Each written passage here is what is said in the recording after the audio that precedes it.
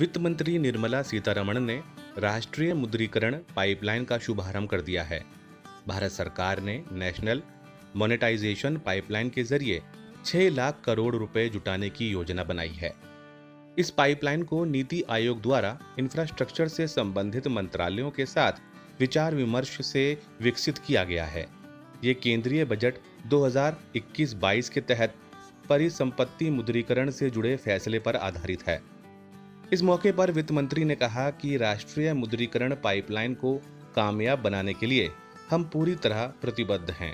Are we selling away the lands? No, this infrastructure national monetization pipeline is talking about brownfield assets which need to be better monetized.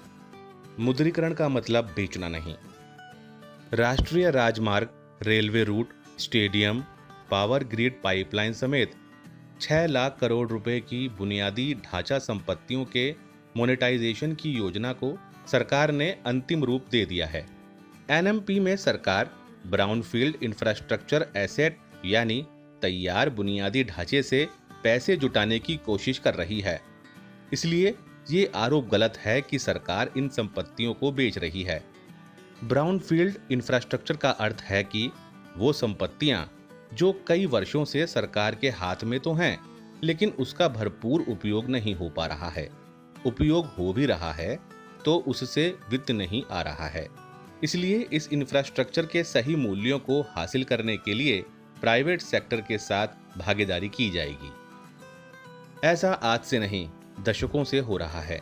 Airport का निजीकरण मनमोहन सिंह की then है। UPA 2 में कई बड़ी कंपनियों को मनमोहन सरकार ने बेच दिया था, लेकिन अब सरकार ने संपत्ति बेची नहीं बल्कि लीज पर दी है और फिर उसका स्वामित्व अनिवार्य रूप से वापस लिया जाएगा। एनएमपी सरकारी संपत्तियों का पूरा उपयोग इंफ्रास्ट्रक्चर के विकास, जनता के फायदे और कमाई के लिए किया जाएगा।